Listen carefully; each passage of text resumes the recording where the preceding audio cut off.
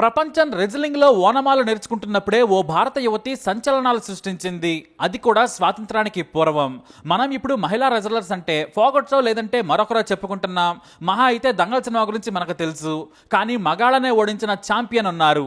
ఆమెనే హమీదా బాను. ప్రతి ఏటా గూగుల్ డూడుల్ కూడా మనం చూస్తూ ఉంటాం. ఆమె సాహసానికి సృష్టించిన చరిత్రకు గుర్తుగా ప్రతి ఏటా గుర్తు చేస్తూనే ఉంటుంది గూగుల్ డూడుల్. కానీ దాదాపుగా చాలా మంది ఆమె గురించి తెలుసుకునే ప్రయత్నం కూడా చేయరు. జీవితంలో కసి ఉంటే ఏదైనా సాధించొచ్చని నిరూపించారామె. కానీ అది సాధారణంగా చెప్పుకునే శ్రమ అయితే కాదు. హమీదా కష్టం వేరు. యూపీలోని అలీగఢ్ లో పుట్టింది హమీదా.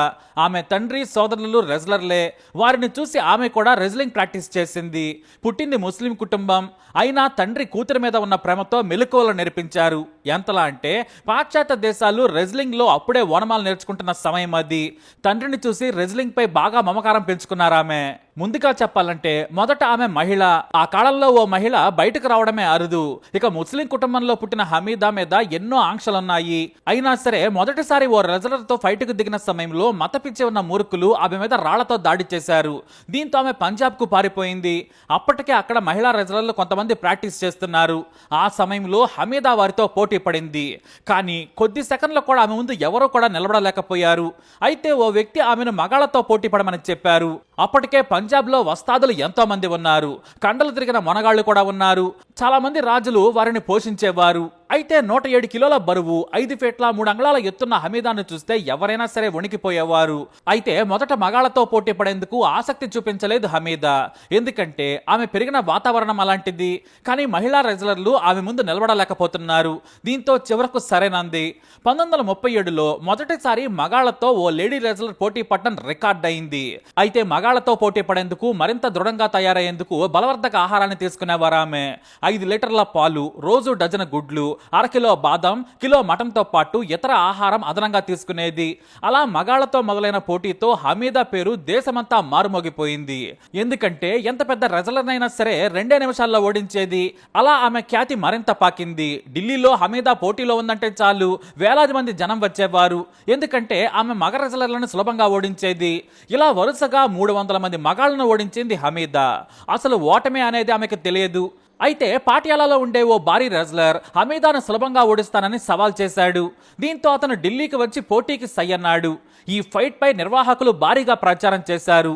అయితే సదరు పాటియాలా వీరుడు చూడటానికి భారీగా ఉన్నాడు. కానీ హమీదా ఉడుంపట్టు ముందు తేలిపోయాడు. కేవలం 2 నిమిషాల్లో నేల కనిపించేసింది. అది చూసిన మగ పహిల్వాన్లు కూడా ఆమెతో పోటీ పడేందుకు భయపడ్డారు. ఎందుకంటే మహిళా చేతుల్లో ఓడిపోతామని పోటీకే తిరస్కరించేవారు. మాకు లేడీతో పోటీ అని వెటకారమాడేవారు. అయితే ఇలానే ముంబైకి చెందిన తోపు గోంగా పహిల్వాన్ కూడా ఛాలెంజ్ చేశాడు. హమీదా ఇప్పటి వరకు ఆడవాళ్ల లాంటి మగ రెజ్లర్లతో పోటీ పడుంటుంది, దమ్ముంటే నాతో ఫైట్కి రావాలన్నాడు. కానీ హమీదా ఇక్కడ భయపడే రకం కాదు. ఆమె సరేనంది. దీంతో ముంబైలోని ధనవంతులు సహా ఆసక్తి ఉన్న వారంతా భారీగా టికెట్లు కొన్నారు. ఎంతలా అంటే ఆ రోజుల్లో ఏ సర్కస్ కాదు కదా, పొలిటికల్ లీడర్ మీటింగ్ కూడా రాని జనం డబ్బులు పెట్టి మరీ వచ్చారు. అయితే జనాలను చూసి గొంగా భయపడ్డాడు. ఓడిపోతే పరువు పోతుందని డ్రామాలాడాడు. టికెట్లు భారీగా సేల్ అయ్యాయి కాబట్టి మరింత డబ్బు కావాలన్నాడు. అందుకు నిర్వాహకులు కూడా సరేనన్నారు. అయితే తీరా ఫైట్ సమయానికి పారిపోయాడు. దీంతో అక్కడికి వచ్చిన జనం ఈవెంట్ జరిగే భారీ ప్రదేశాన్ని ధ్వంసం చేశారు. అంతేకాదు హమీదాను చూసి పారిపోయాడని జనం అప్పటికే గేలీ చేశారు. పత్రికల్లో కూడా గోంగాను చేతకాని దద్దమ్మగా వార్తలు రాశారు. దీంతో హమీదా పేరు అంతర్జాతీయ స్థాయికి పాకింది. రాయిటర్స్, బీబీసీలు హమీదా గురించి గొప్ప గొప్ప కథనాలు రాశారు. అయితే ఆమె పెళ్లిపై కూడా చాలా చర్చలు జరిగేవి. పత్రికల్లో కూడా వార్తలు వచ్చేవి. తనను పెళ్లి చేసుకోవాలంటే నన్ను రెజ్లింగ్ లో ఓడించాలని ఓ ప్రకటన చేసింది హమీదా. తనను ఓడించిన మగాడిని పెళ్లి చేసుకుంటానని ప్రకటించడంతో చాలా మంది ఆసక్తి కూడా చూపించారు. అయితే 1954లో బాబా పహిల్వాన్ తాను హమీదాని పెళ్లి చేసుకుంటానని ప్రకటించాడు. బాబా పహిల్వాన్ ఏకంగా కరాచీ నుంచి బరోడాకు వచ్చాడు. వేలాది మంది ఈ ఫైట్ ను చూసేందుకు వచ్చారు. అయితే పోటీకి ముందు బాబా ఓ ప్రకటన చేశాడు. నేను గెలిస్తే హమీదాని పెళ్లి చేసుకుంటాను, ఓడిపోతే మాత్రం ఇక రెజ్లింగ్ నుంచి రిటైర్ అవుతానని ప్రకటించేశారు ఆయన. ఇక హమీదా మాత్రం ఎప్పటి మాదిరిగానే రెడీ అయ్యింది. హమీదా కేవలం బలశాలి మాత్రమే కాదు, ఇంకా చెప్పాలంటే 120 కిలోల బరువున్న బాబా ముందు ఆమె చాలా బలహీనురాలు కూడా, పైగా మహిళ. అయినా సరే ఆమె పోటీకి సయ్యంది. బాబాను ఓడించిన రెజ్లర్ పాకిస్తాన్లోనే లేడు. దీంతో ఈ పోటీకి బరోడా రాజు సహా ఎంతో మంది ధనవంతులు వచ్చారు. ఇక హమీదా రంగంలోకి దిగగానే కేరింతలు. ఈ పోటీ చాలా రసవత్తరంగా సాగుతుందనుకున్నారు. మొత్తానికి పోటీ స్టార్ట్ అయింది.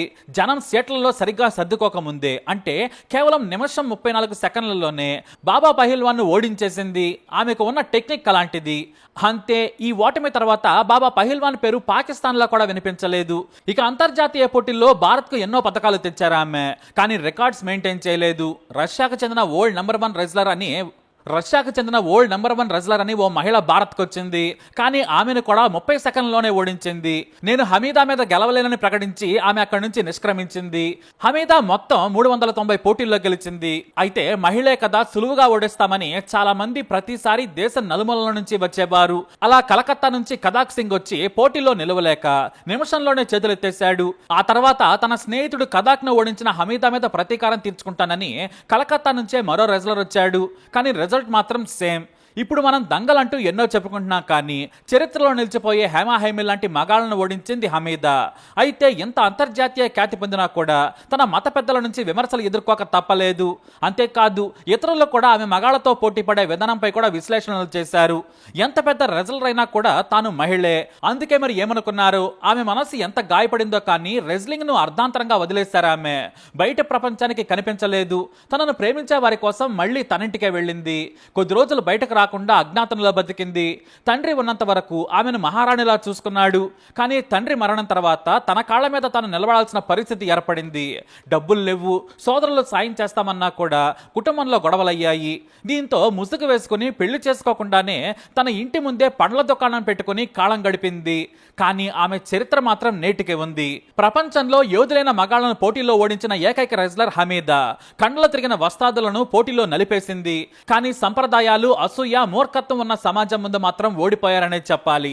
అయితేనే హమీదా చరిత్ర తిరగరాయాలనేది.